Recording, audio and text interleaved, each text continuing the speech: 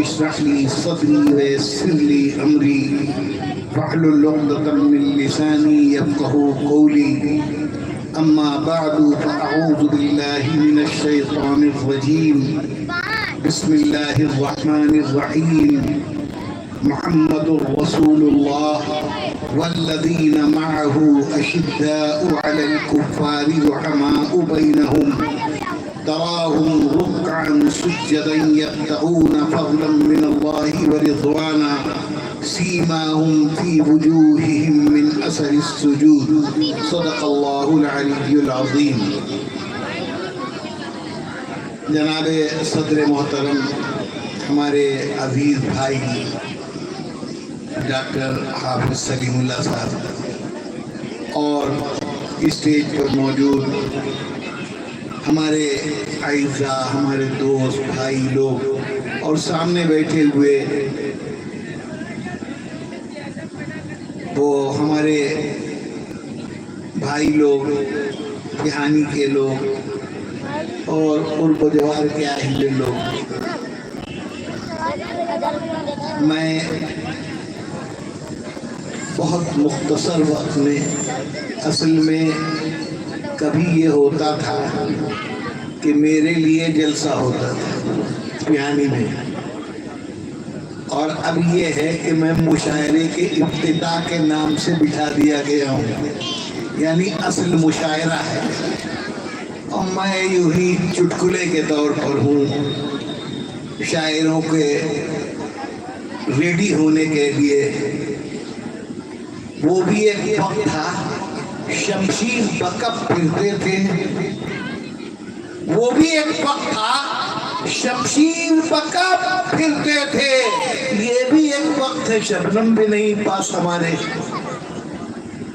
بہرحال بہانی سے میرا جو جذباتی لگاؤ ہے تو بہت کم عمر لڑکے تو نہیں جانتے ہوں گے، لیکن آج کے ادھیڑ اور بوڑھے، ہمارے جو حافظ سلیم اللہ صاحب وغیرہ جیسے لوگ، یہ تو اب ان کا شمار بزرگوں میں ہے، جب یہ نوجوانوں میں شمار ہوتے تھے تب سے میں آتا ہوں، جی سمجھ رہے ہیں آپ۔ اور ہمارے بچے، آج معین الدین کا لڑکا مجھ کو لے کے گاڑی پہ آ رہا تھا تو میں نے کہا وہی معین الدین کے گھر کے بغل میں لے چلو، تو کہنا کہ میں معین الدین کا لڑکا ہوں۔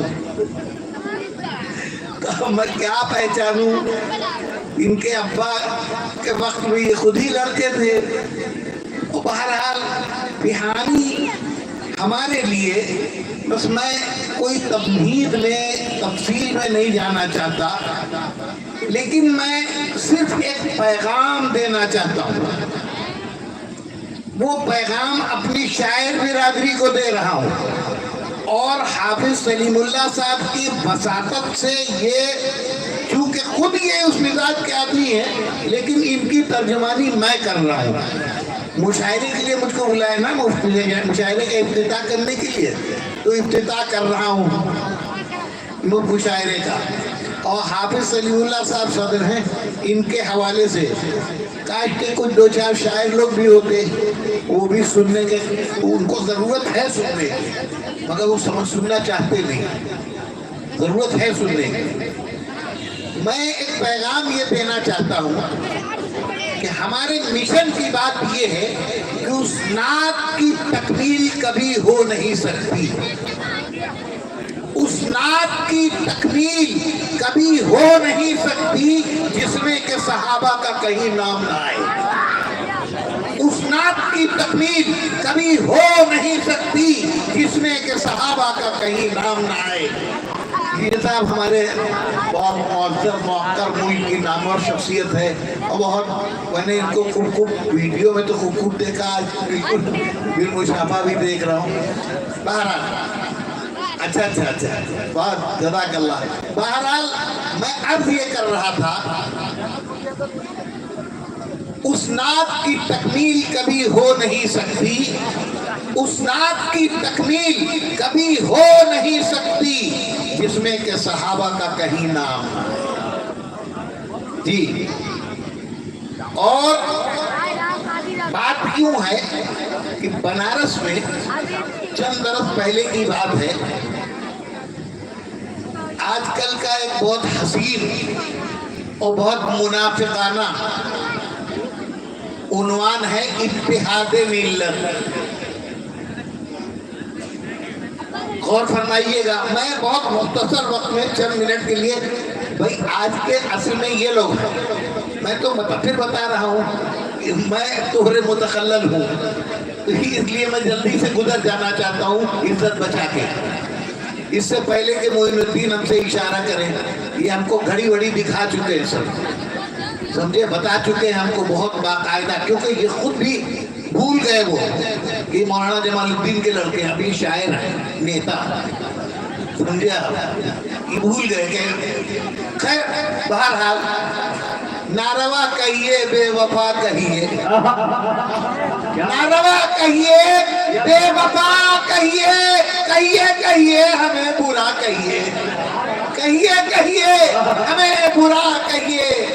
میں ایک حوالہ دے رہا ہوں کہ بنارس کی بہت مشہور شخصیت ہے، آپ لوگ سب جانتے ہیں، بہت مختلف حوالوں سے، ایک خاص حوالے سے بہت شہرت ان کی ہو گئی ہے، مفتی عبدالباقی صاحب جو گیان واپی مسجد کے امام اور خطیب ہیں، اور ان کے والد پھر ان کے اصل میں چچا داد بھائی تھے مفتی عبدالباقی صاحب، بڑا مجاہد آدمی تھا، مفتی ابراہیم صاحب کے پوتے ہیں یہ لوگ، بہت خاندانی رشتے اور تعلق بہت گہرا۔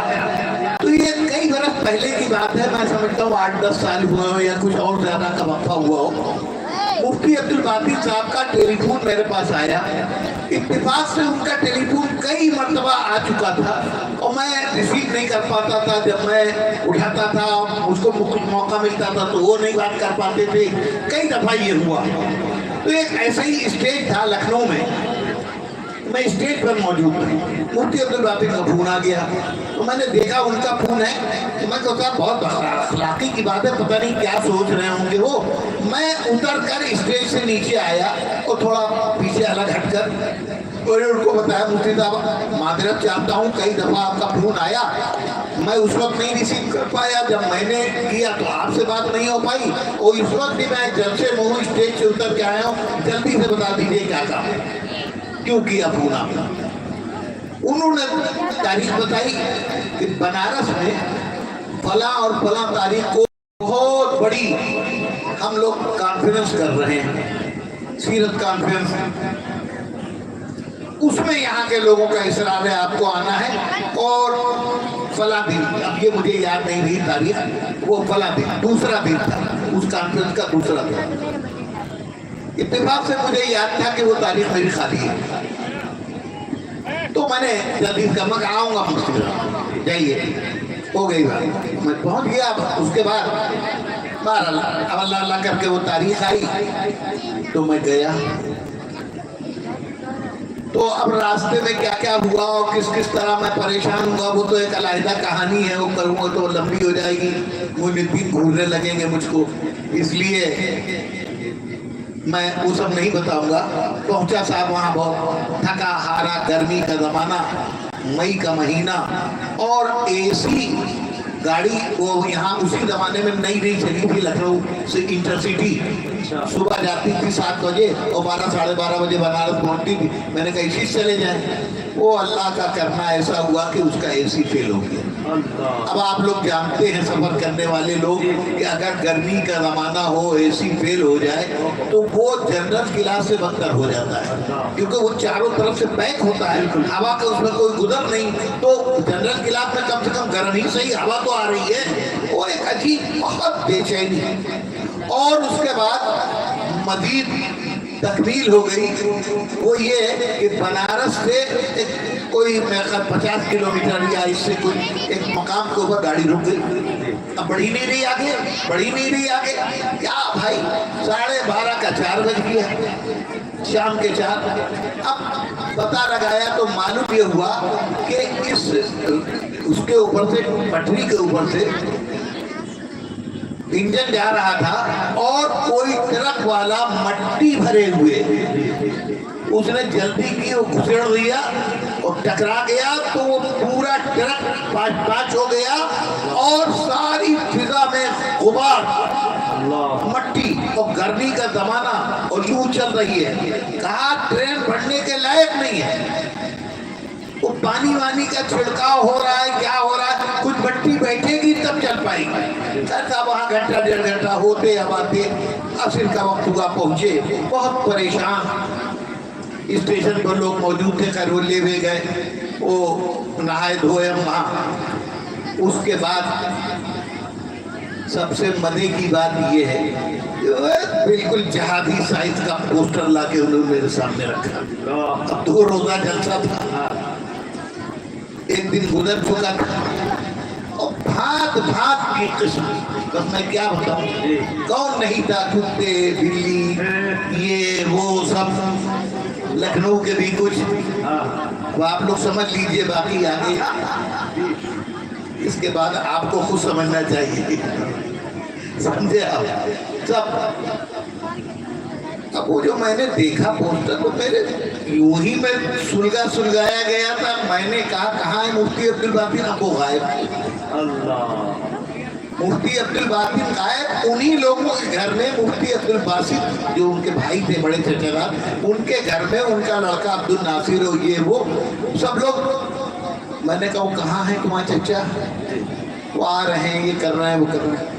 मैंने कहा देखो ऐसा है, मैं कहना ये चाह रहा हूँ कि पोस्टर देख लिया, तुम लोगों ने बहुत नासमझी की बात की। मुफ्ती अब्दुल बातिन को ये बात मालूम है मैं इस जलसे के शिरकत के काबिल हूँ, मुझको बुलाना चाहिए था। कितनी बड़ी ज्यादती की उन्होंने। खैर बहरहाल अब मैं तो उनसे फिर हिसाब किताब करूँगा, लेकिन फिलहाल ऐसा करो कि शाम को मैंने उनका अभी जा रही है वैशाली वापस 7 बजे, तुम खामोशी के साथ तुम लोग कुछ न करो, चुपके से मुझको स्टेशन भेजवा दो, मैं वापस चला जाऊं। बात अपनों की है, अंदर के अंदर रह जाए, मैं इसमें शिरकत नहीं कर पाऊंगा। अच्छा उन लोगों ने तो कोई जवाब दिया नहीं, वो बाहर घर के बाहर लोगों थोड़ी देर में 40-50 और उससे भी ज्यादा नौजवान ज्यादा सब आ गए। तो बनारस मेरी जाने आने वाली जगह, लोग कदर करते हैं, मोहब्बत करते हैं, पियानी की तरह की जगह। तो वो कह रहे मौलाना सुना आप जा रहे हैं वापस, मुझे भाई आप लोग समझिए मेरे।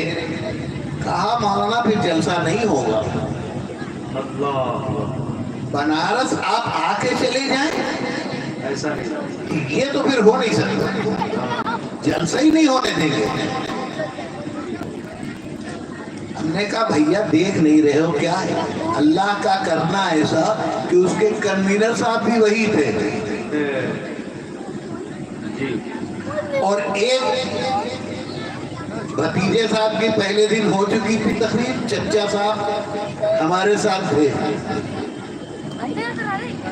और हर टाइप का, हर पूरा स्टेज मालूम होता है कि ये इसका कम से कम 5-8 गुना स्टेज चौड़ा लंबा, यहाँ से वहां तक मौलवियों की और नेताओं की कतार। और बनारस का बेनिया बाग सबसे बड़ा, वो वहाँ पूरा खचाखच भरा, हर तरह का मजमा, सब मसलब के लोग, सब तरह का। मैंने ये कहा क्या सूरत हाल है, मैंने कहा देखो इज्जत बचाने का अगर तुम लोग नहीं मानते हो तो बस एक रास्ता है, वो ये है कि मेरी तकरीर सबसे पहले करा दो, मुझको ले जाओ, 15 मिनट कहो 15 मिनट, आधा घंटा कहो आधा घंटा, क्योंकि तुम्हारा तो रात भर प्रोग्राम चलेगा फिर भी खत्म नहीं होंगे मौलवी, इतने लोग हैं और हर किस्म के हैं।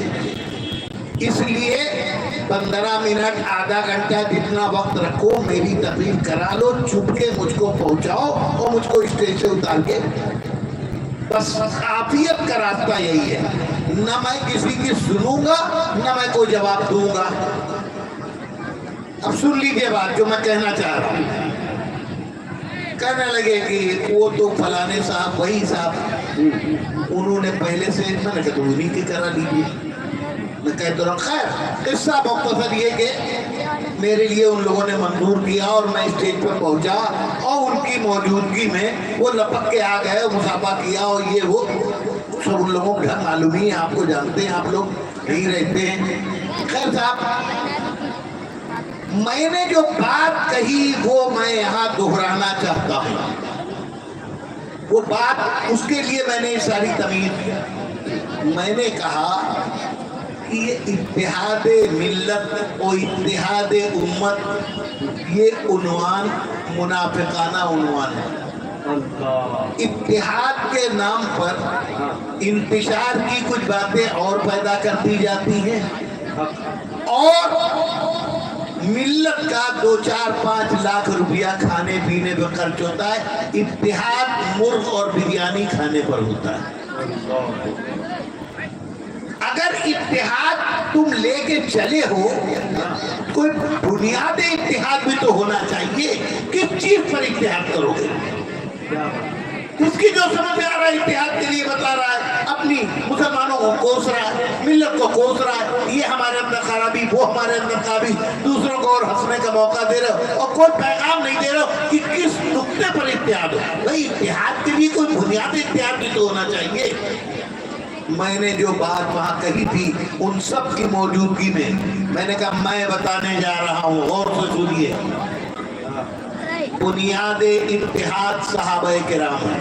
بے شک اللہ کے نبی صلی اللہ تعالی علیہ وسلم اس دنیا میں آئے اور انہوں نے دنیا کی نظام کو تبدیل کیا.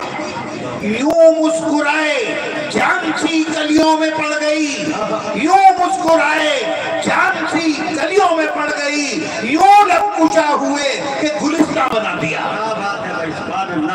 یوں لب کشا ہوئے کہ گلستہ بنا دیا. میرے آقا صلی اللہ تعالیٰ علیہ وسلم نے سوچنے کے پیمانے تبدیل کیے, فکر اور نظر کی بنیادیں تبدیل کی, دماغ تبدیل کیے, ذہن تبدیل کیے, فکریں تبدیل کی, دل تبدیل کیے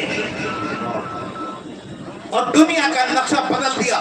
23 برس کی مختصر سی مدت میں ایک انقلاب عظیم آ گیا, انقلاب آ گیا اور صدیوں کے طلسم ٹوٹ گئے. صدیوں کے طلسم. ایک بے مثال رہبر وہ اب رسول نبی اللہ کی طرف سے آئے تھے. اللہ کے نبی نے کیا کیا؟ کہنے والے بدماش کہتے وقت سوچتے نہیں کہ نبی جب دنیا سے چلے گئے تو کل 5 لوگ مسلمان تھے. ارے پوری زندگی میں جس کی کمائی 5 آدمی ہو وہ کامیاب کہا جائے گا؟ ارے یہ مولانا عثمان غنی صاحب بیٹھے ہوئے ہیں, یہ نبی کے غلاموں کے غلاموں کے غلام, اس پر فخر کریں تو ناد ہے. بقول ہمارے حضرت قاری صدیق صاحب بانوی رحمۃ اللہ علیہ کے کہ جو پہنچا حشر میں ثاقب فرشتے سب پکار اٹھے. جو پہنچا حشر میں ثاقب فرشتے سب پکار اٹھے, محمد کے غلاموں کا غلام آیا. یہ ہے دنیا کی واحد شخصیت پوری کائنات میں, پوری تاریخ انسانی میں ایک اور صرف ایک ہستی محمد رسول اللہ کی ہے جس کا غلام کہہ کر کے اپنے آپ کو فخر محسوس کرتے ہیں. ورنہ دنیا میں کوئی ایسی ہستی نہیں ہے جس کا لوگ اپنے کو غلام کہیں. غلامی بڑا کڑوا لفظ ہے جی. آج میں اکثر کہتا ہوں ہمارے ملک میں آئینی طور پر سب سے بڑا عہدہ صدر جمہوریہ کا ہوتا ہے, راشٹرپتی پریزیڈنٹ آف انڈیا ہے نا. ان کا ایک گھر ہے, وہ گھر نہیں محلہ ہے. نام تو یہ ہے کہ راشٹرپتی بھون, لیکن بھون نہیں, پورا وہ علاقہ محلہ. اسی طریقے سے ان کے ملازمین کی تعداد سینکڑوں سے گزر کر ہزاروں تک پہنچتی اس اسٹاف میں. کیا نہیں ہے. پولیس اسٹیشن اس کے اندر ہے, ڈاکخانہ اس کے اندر ہے, بینک اس کے اندر ہے, باغ اس کے اندر ہے, مغل گارڈن, سب کچھ اس ایک محل میں ہے, ایک بھون میں ہے. اب آپ سمجھ سکتے ہیں ہر کام کے لیے ذمہ دار لوگ مالی بھی ہیں, پوسٹ ماسٹر بھی ہیں, پوسٹ والے بھی ہیں, پولیس والے بھی ہیں, بینک والے بھی ہیں, ان کا پرسنل اسٹاف بھی ہے, ایک سینکڑوں سے گزر کر. ان میں ظاہر ہے اوپر سے لے کے نیچے تک جو سب سے چھوٹا ملازم ہوگا, سب سے چھوٹا نالی صاف کرنے والا. اب اس سے آپ پوچھئے کہ سنا یہ ہے کہ آپ راشٹرپتی بھون میں کام کرتے ہیں. جی ہاں جی ہاں, بہت گردن اٹھا کے کہہ دیا. کیا کرتے ہیں آپ وہاں؟ اب کیا بتائے وہ, پھر ایک منافقت کا لفظ ہے جی, یعنی میں وہاں کرمچاری ہوں. اب یہ کرمچاری میں سب آ گئے, یہ بھی آ گیا, وہ بھی کرمچاری ہے, سمجھے آپ, پی ایس. اچھا صاحب, تو اب ان سے کہا آپ پوچھئے کیا آپ راشٹرپتی جی کے غلام ہیں؟ آپ یقین مانیے وہ چھٹک کے کھڑا ہے. غلام کیا مطلب؟ وہ بھی کرمچاری ہیں, ہم بھی کرمچاری ہیں, سرکار سے وہ بھی پیسہ لیتے ہیں, ہم بھی پیسہ لیتے ہیں. یہ ان کی قسمت ہے, وہ اتنی اونچی کرسی پر ہے, معمولی کرسی پر ہے. کرمچاری, وہ بھی کرمچاری, ہم بھی. کیسی غلامی؟ یعنی اتنی بڑی ملک کی سب سے بڑی شخصیت کا ادنا ترین آدمی بھی اپنے کو غلام کہلانا پسند نہیں کرتا. لیکن حضرت محمد رسول اللہ صلی اللہ تعالی علیہ وسلم, ہر آدمی خوش نصیبی پہ ہر فرد امت مگن, خوش نصیبی پہ ہر فرد امت مگن. ہر غلام آپ کا شادماں شادماں, ہر غلام آپ کا شادماں شادماں. میرے آقا آپ کی نسبت ہے ہی ایسی کہ آپ کی غلامی پر سب فخر کرتے ہیں. یہ ہے جی رسول اللہ صلی اللہ تعالی علیہ وسلم دنیا سے تشریف لے گئے.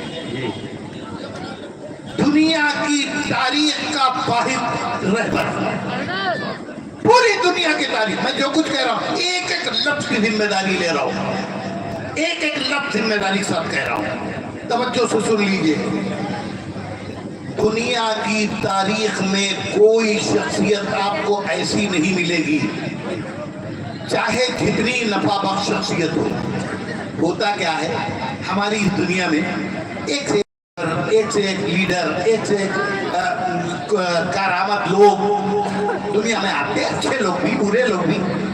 اب جتنا فائدے مند آدمی ہے جب وہ دنیا سے چلا جاتا ہے تو کیا ہوتا ہے, یہ تھے اور وہ تھے, یہ کارنامہ وہ کارنامہ, یہ خدمت وہ خدمت. اگر اللہ کوئی دن اور زندگی دے دیتے تو ابھی یہ کام ان کا یہ ادھورا رہ گیا.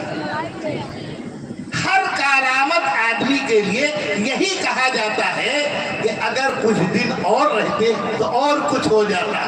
تنہا حضرت محمد رسول اللہ کی ہستی ہے کہ زندگی میں ہی اعلان کر دیا گیا الیوم اکملت لکم دینکم واتممت علیکم نعمتی ورضیت لکم الاسلام دینا. کام مکمل کر دیا, باقی کچھ نہیں بچا. اعلان ہو گیا اوپر سے, تمہارا دین مکمل کر دیا, تمہارا نظام مکمل کر دیا, اسلام کو تمہارے لیے دین کے طور پر چن لیا. جس دن یہ آیت نازل ہوئی صحابہ کرام مسرت سے جھوم اٹھے. نبی کے غلام اپنے آقا کی کامیابی کا پروانہ پا کر اوپر سے پیغام آیا ہے, جس نے بھیجا اس نے منظوری دے دی, تم نے کام کر دیا. غلام خوش, سب ایک دوسرے کو مبارکباد دے رہے ہیں. یہ ان کو وہ ان کو, مبارک مبارک, دین مکمل دین مکمل, میرے آقا کا کام مکمل, اللہ نے فرما دیا. ایک دوسرے کو جھوم جھوم کے مبارکبادیں دے رہے تھے. اسی بیچ کچھ دیر گزری تو نظر پڑی ہم میں کی سب سے بڑی شخصیت تو نظر ہی نہیں آ رہی. وہ کہاں, وہ سفر کا ساتھی, حضر کا ساتھی, بدر کا ساتھی, قبر کا ساتھی سیدنا صدیق اکبر کہاں, وہ کہاں, ابو بکر تو ہے ہی نہیں. اب ایک دوسرے سے پوچھ رہے ہیں اور جب دیکھا ابو بکر نہیں ہے تو سب کی اوس پڑ گئی خوشیوں پر. کوئی راز ہے ضرور, ڈھونڈو ابو بکر کا. اس خوشی کے موقع پر ابو بکر کا ڈھونڈتے ڈھانڈتے لوگ پہنچے, دیکھا مسجد کے کونے میں بیٹھے رو رہے. مسجد کے کونے میں بیٹھے رو رہے ہیں. اب جب پہنچے لوگ, او ابو بکر رو رہے ہیں, بڑا معاملہ کوئی سنگین ہے, سب کی خوشیوں پر اوس پڑ گئی.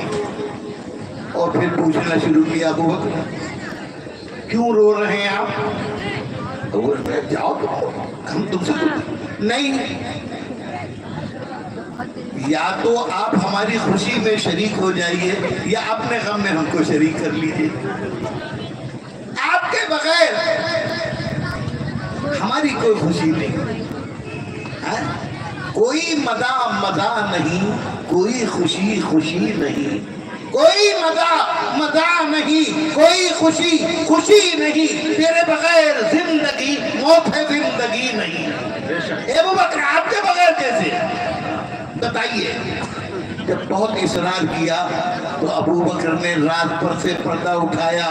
تم لوگوں کی نگاہ ظاہر پر ہے, میں دور تک دیکھ رہا ہوں. اللہ نے اپنے حبیب کو اپنے سے جدا کر کے دشمنوں کے حوالے کیا. کیا کچھ نہیں گزری اللہ کے محبوب کے اوپر. اللہ نے یہ سب کچھ اس لیے گوارا کیا کہ ان کے علاوہ اس کام کو کوئی کر نہیں سکتا. کام مکمل ہو گیا. اللہ نے اعلان کر دیا کہ جس مقصد کے لیے ہم نے بھیجا تھا وہ مقصد پورا ہو گیا. اب اللہ اپنے حبیب کو کیوں اپنے سے جدا رکھے؟ تم لوگ یہ نہیں سوچ رہے ہو کام پورا ہو گیا اب اللہ اپنے حبیب کو بلا لیں گے. یہ بات ہے. چنانچہ وہی ہوا. ذی الحجہ کے مہینے میں 9 ذی الحجہ کو یہ آیت نازل ہوئی عرفات کے میدان میں, اور 2 مہینے گزرے 12 ربیع الاول کو رسول اللہ کی وفات ہو گئی. وہ صدیق اکبر کی نگاہ تھی, انہوں نے سمجھا. بات سمجھے اب کیا ہوا؟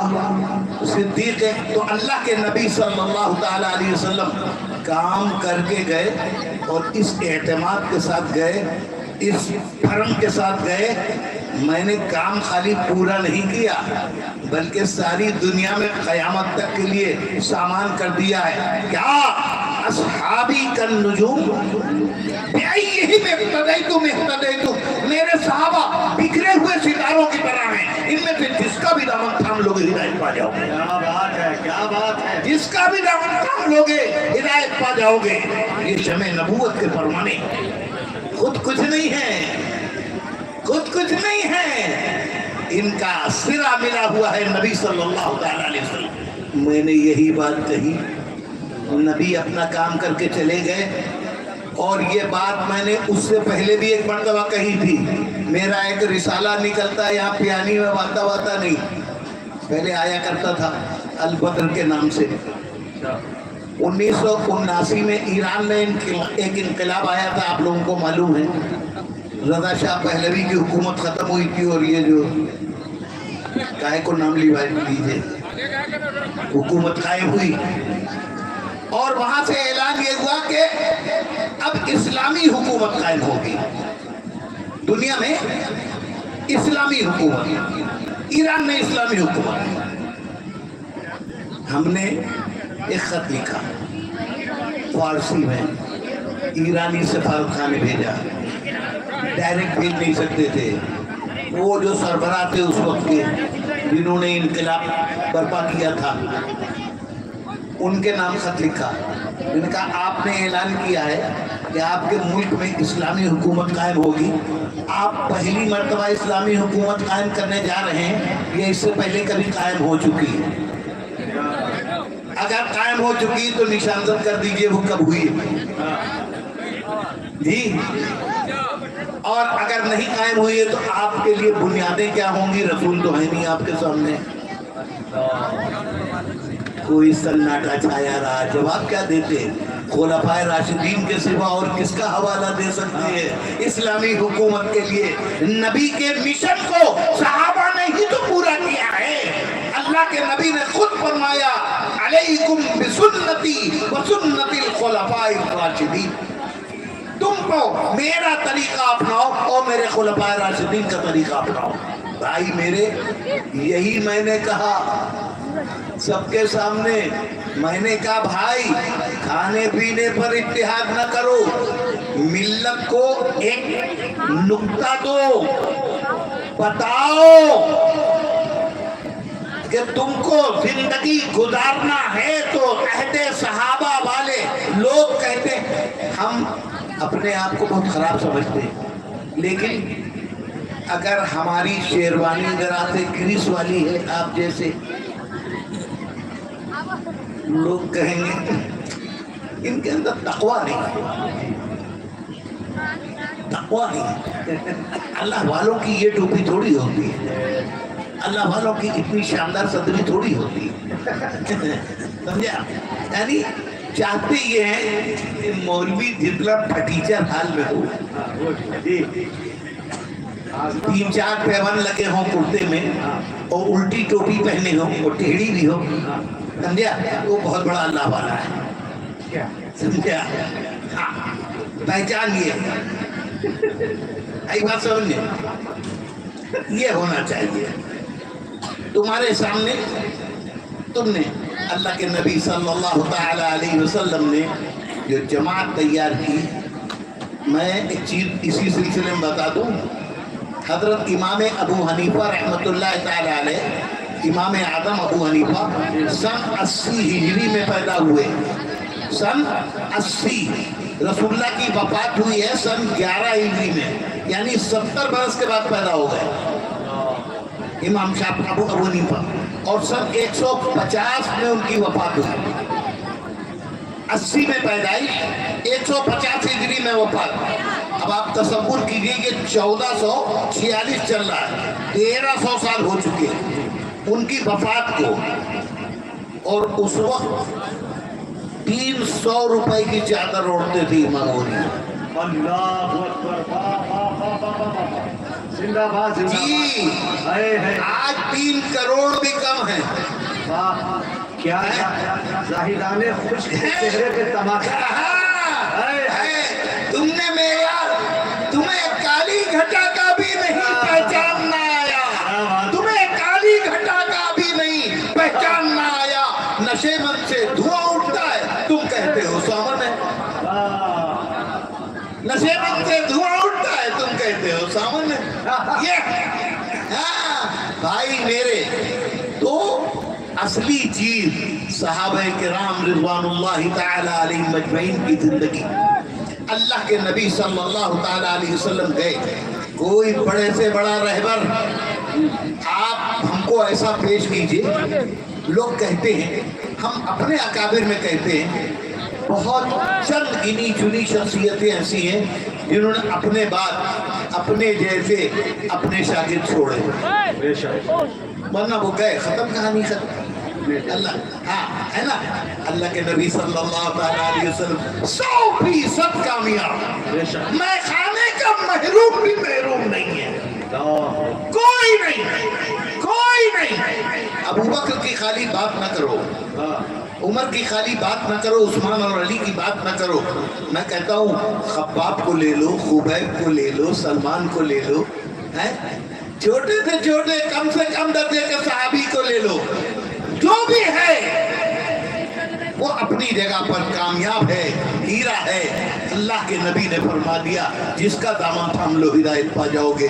اس لیے صحابہ کرام رضوان اللہ تعالی علیہ مجمعین کے بغیر نہ ہمیں دین مل سکتا، نہ ہماری نعت ہو سکتی، نہ ہماری تقریر ہو سکتی، نہ ہم حدیث جان سکتے، نہ ہم قرآن جان سکتے۔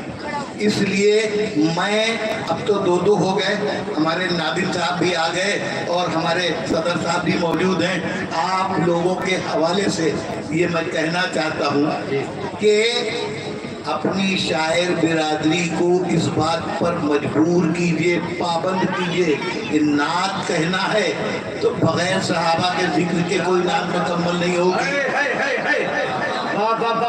جی کہنا ہے تو نعت مکمل کہو، یہ آدھی ادھوری نعت کیا، یہ آدھی मंजूरी क्या हो गई मदह सहाबा। जी। इसलिए आज बस मैं यही पैगाम दे करके रुखसत होना चाहता हूं। जी बस अकीदे की बात है। अल्लाह तबारक व तआला हमको समझने और अमल करने की तौफीक अता फरमाए।